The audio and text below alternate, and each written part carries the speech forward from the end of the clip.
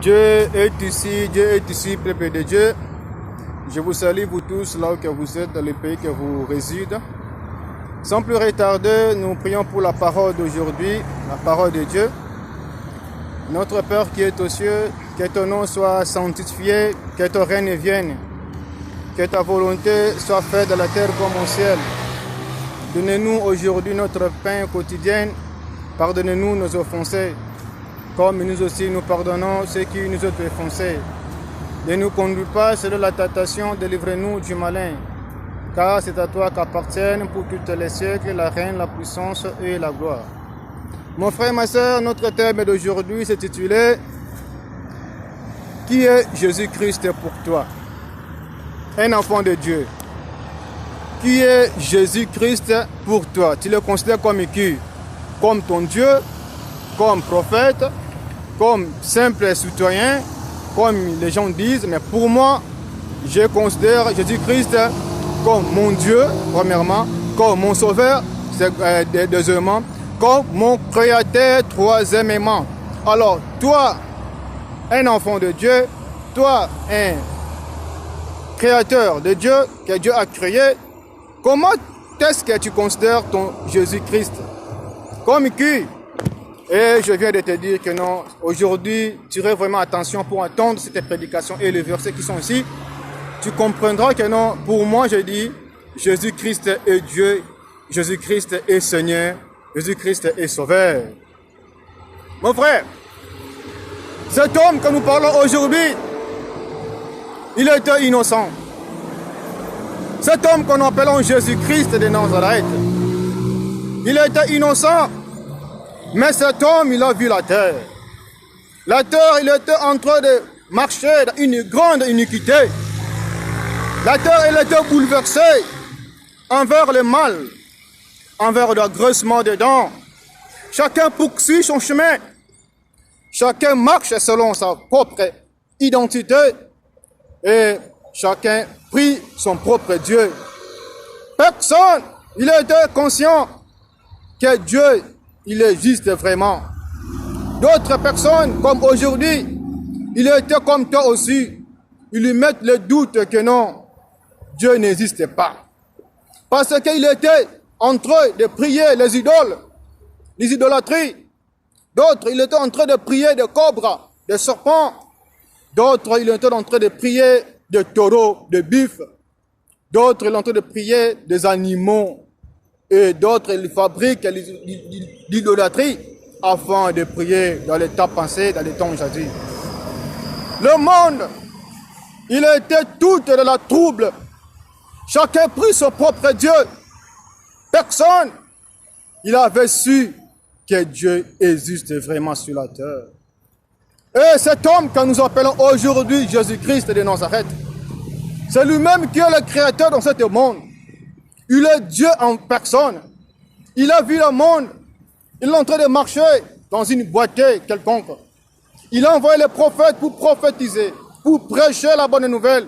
Mais le monde, il était toujours dans la tête dure, comme nous voyons aussi les autres aujourd'hui.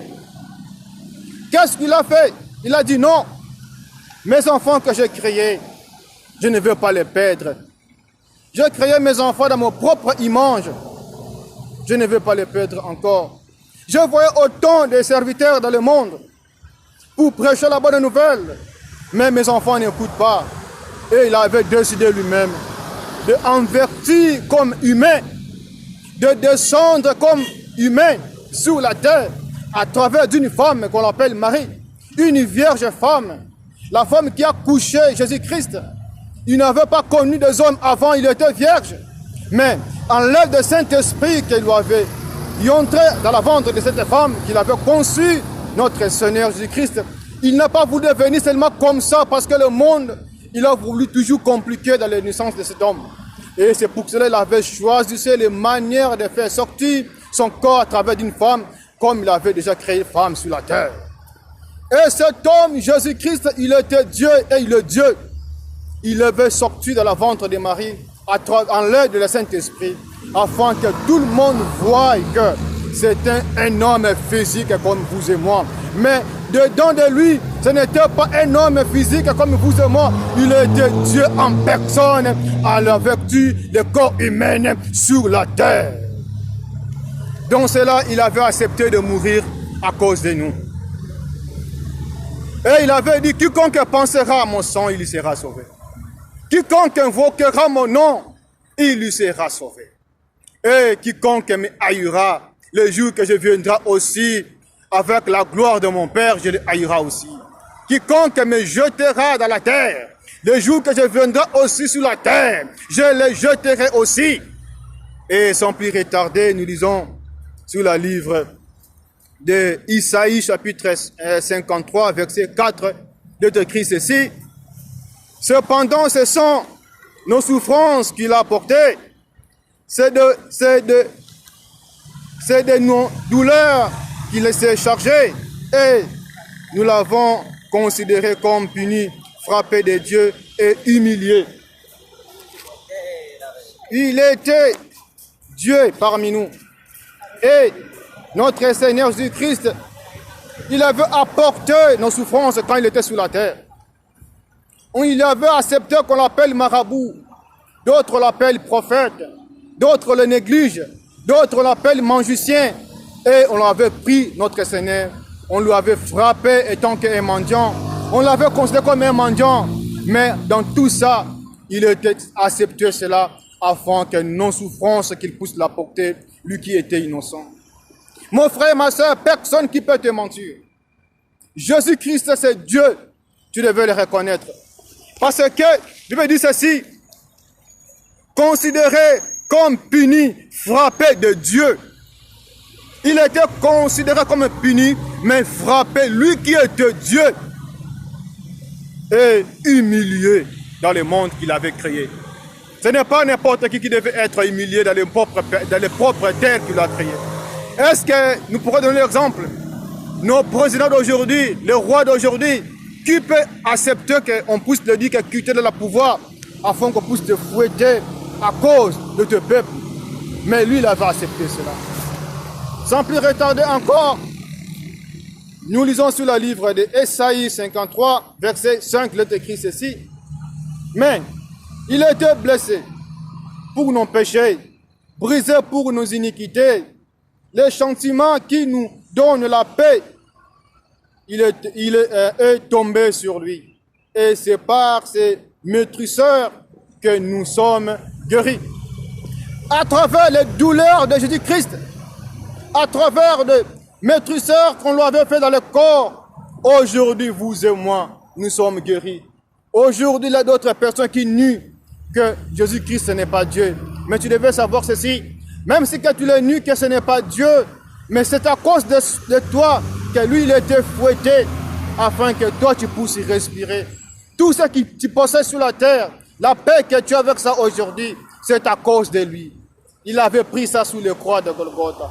Et il avait dit aussi, celui qui m'a vu a vu aussi mon Père. Moi et mon Père, nous sommes un. Qu'est-ce que cela veut dire? Lui, il était en train de parler de la parabole. Pour comprendre le parole de notre Seigneur Jésus-Christ, vous devez être un homme de l'esprit. Parce que personne qui peut dire que non, moi et mon Père, nous sommes une seule personne. Comment fait-il pour dire cela? Parce qu'il sait que non, dans l'esprit, le corps il était sous la terre, mais l'esprit qui était en lui, ce n'était pas l'esprit dans la terre, mais c'était l'esprit de haut. Alors il avait dit ceci, dans une parabole, que celui qui m'a vu a vu aussi mon Père, et moi et mon Père, nous sommes un. Si nous disons sur le livre de Jean 10, verset 30, il est écrit ceci, moi et mon Père, nous sommes un. Mon frère, ma soeur, Jésus-Christ, il est Dieu. Que personne ne te trompe, que personne ne te change le chemin. Vous devez savoir aussi aujourd'hui, si tu marches, si tu respires aujourd'hui, si on t'appelle un enfant de Dieu, si on t'appelle président, ministre, PDG, patronne, un chef de l'entreprise, C'est à cause de cet homme. Il avait apporté ta souffrance. Il avait accepté être humilié afin que toi tu puisses être dans la gloire. Il avait accepté que tu puisses être crucifié afin que toi tu puisses marcher dans les belles voitures et que tu construis de belles maisons. Il avait accepté de dormir à l'extérieur afin que toi tu puisses dormir à l'intérieur de la maison. Il avait accepté de marcher au pied afin que toi tu roules avec des voitures. Il avait accepté toute l'humiliation afin qu'il puisse te donner la gloire que tu possèdes aujourd'hui. Sans plus retarder encore, nous lisons sur le livre de Éphésiens chapitre 2 verset 10, il est écrit ceci: car nous sommes son ouvrage, car nous sommes son ouvrage, ayant été créés en Jésus-Christ pour de bonnes œuvres que Dieu a préparées d'avance afin que nous les pratiquions. Est-ce que vous entendez? Nous avons créé en Jésus-Christ. Vous devez comprendre, cet homme que vous entendez, il s'appelle Jésus-Christ. C'est Dieu lui-même que nous sommes créés en Jésus-Christ. Les bonnes œuvres que nous avons faites sur la terre, afin que nous pratiquions cela.